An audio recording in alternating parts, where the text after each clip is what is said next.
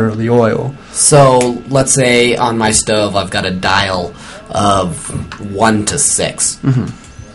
6 being the highest. Let's say 1 to 10 for Okay. easiness. Okay. Would I want to... I got a saucepan. I put in a half pound of butter. Okay. And I've got a quarter of herb. Okay. And I grind my herb and pour it in the butter once the butter's come to a low simmer. Maybe I want to put my dial on 2 out of 10.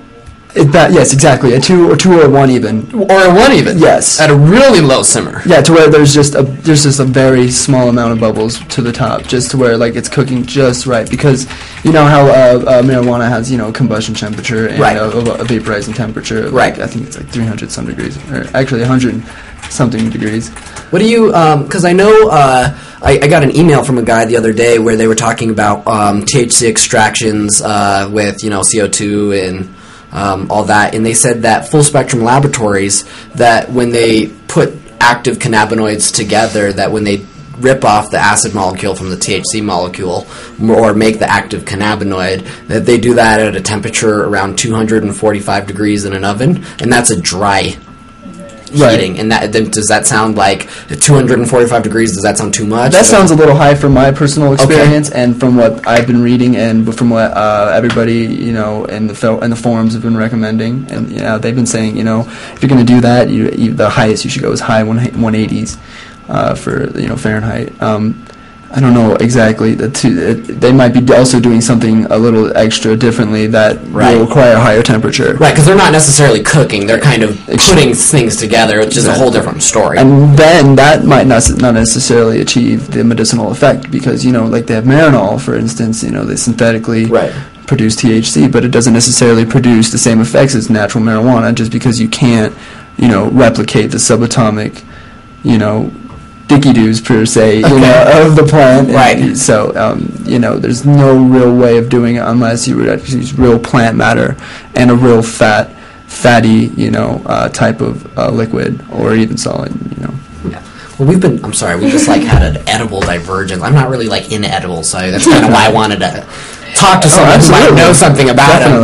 Totally. I don't know. And I had a question too. Have you ever had experience cooking with hash? Because that's what I've been seeing more and more often in dispensaries. Is that instead of 0.25 grams of cannabis, they'll have 0.1 gram of hash oil, and then you don't a lot of patients don't really know how to convert those two because Right. Yeah. The interesting thing about hash oil, depending on how you make it, usually hash oil involves somewhat of an alcohol extraction technique, which involves either butane or isopropyl alcohol, and so that's really gross. Exactly.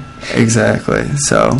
Yeah, I haven't been man enough to try it out on my own. Because like Max, I can't ever find any that are strong enough. But with the hash oil, you could do that. But I don't know if it would, if the oil, or the oil you're cooking with would actually fully synthesize. That just doesn't make sense to me because, I'm sorry, hash oil is gold. Right. It's 3 times as expensive as gold. 1 gram of honey hash oil, $50-$60. That's common. Absolutely. I mean, what, you're going to bake a batch of brownies and use hash oil? Yeah. You're going to drop $60 on a gram of something what? Exactly. No, dude, that's where your trim comes in because there's plenty of THC around the nug that, if you're not going to, you don't smoke the leaves, but you don't throw them away either. Exactly. You cook. Use everything. Right. Exactly. Okay. Well, I might not know a thing or two about edibles, but I do know a thing or two about growing. Okay. So let's talk about growing. Okay. Sounds great. You grow marijuana? I do, sir. You do. How do you do it? I use organic methods. Right now I'm experimenting with mushroom compost. Mushroom compost. Yes. Interesting. And it's I found it at a gardening store in Boulder, and it was $2.50 a bag for a 20-pound bag. And really? Yeah. Holy shit. And it's all natural, all organic mushroom compost, and now is that the medium you're using? Yes, and perlite as well with some vermiculite. A little vermic, a little perlite, and some mushroom compost. Yes. That's what you're growing pot out of. And then my previous crop I used Fox Farms Ocean Forest. Okay. soil. Just the dirt, the soil? Yeah. And That's really good the stuff. The one with the earthworm castings and everything. Right, with the pretty, colorful, metallic colors on it. Yeah, exactly. Like, everyone knows that bag of dirt. Definitely. For sure. So, have you ever tried hydro?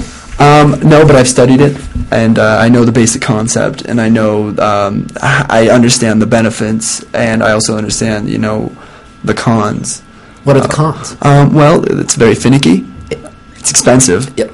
And, you have to buy parts per million meter. You have to buy a pH meter. Yep. And, you have to be efficient. You have to know how your plants are, what they react to.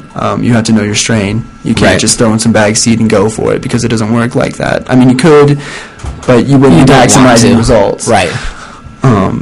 But there are a lot of pros as well. More immediate nutrient delivery, faster growth because of it. Not water efficiency. You don't have to use as much water. Once you got it set up, it's it's a hefty investment, but once you get up, it's very efficient if you can dial it in. But that's the hardest part, I think, of hydro, is dialing it in. And is that what's prevented you from attempting it? Absolutely. I feel as though nature has it dialed in for me already, and if I can do what nature already did for me, then I'm just a step ahead. See, I was the exact opposite from you. Really? I went into this saying, screw growing in dirt, man. I want big buds, and I want them fast and sticky. Definitely. So I wanted to go hydro because, everyone hears, the pros and the cons. The pro is you grow bud faster. You grow bigger bud. You grow stickier bud. The con is almost no one can do it. Because it's really, really difficult. Right. If you don't have a chunk of change to put into it, and the time, the hours it takes to study how you need to do it properly, then it's going to be a very difficult investment. And that's something I've seen working in the marijuana fields, is that now that people have the ability to grow for themselves, they want to try it because it's legal, and why not? And so they go buy these books, and if they hear about the pros, and they're like, oh damn, I want to grow hydro, I want big sticky nugs fast. Right. But they've never grown a plant in their life, or had an exotic reptile, or don't understand that you need to read constantly, and then once you've read that, you need to read more, and then people don't understand that growing marijuana isn't like having a house plant. It's a whole different picture. If you want results, Right. Yeah. Well, I currently grow in both. I grow dirt and hydro. Okay. I had a huge argument with my last roommate, who was a dready hippie who was all about the natural, Ja Rastafari.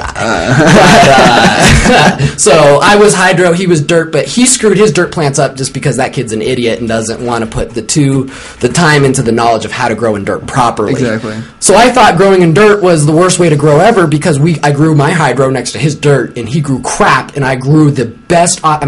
Not to gloat, but I did win Cannabis Cup on my first harvest. Okay. Then I tried it in dirt, and I was like, dude, holy shit, dirt's awesome. Right. It's so much easier. Yeah. My pH meter's down, my ppm meter's down, my whole daily checklist went to the closet. Yep. I just go down there and water them, and hey, there you go. How you ladies doing? Make sure temperature's good. All right, cool. Yep. Well, I want you to give hydro a try, because if you understand the basics of dirt and you get that concept, dude, try it, because it's kind of wild to be able to watch your plant grow through that same process you always watch it go through, but to watch it twice as fast. What system do you use? What kind of system? You know what? I've experimented with tons and tons of different systems. I like making my own hydro systems. Instead of going to a hydroponic store and dropping 2 Gs on a system, I like going to Home Depot, getting a Rubbermaid bucket, going to the fish store, getting a fish pond. You can make your own at-home hydroponic system. Absolutely. I jerry-rigged a hydroponic system that won Cannabis Cup. Absolutely. And you can do it under $20 easily. Dude, it's water and nutrients and how you move that water to the roots. Okay, so you can ebb and flow it up there. You can constantly cycle it up there. You deep can, water culture. Dude, I've done deep water culture. I've done top down and top feed, and I've done I do aeroponics. Very nice. Oh wow, I'm sorry. I get so excited about talking about pop. It's just me too. Look at the time, just flew by. All right, well, thank you, Andrew, for coming on the show. Thank you. So we'll just close up the show for you here a little bit. Wild Bill was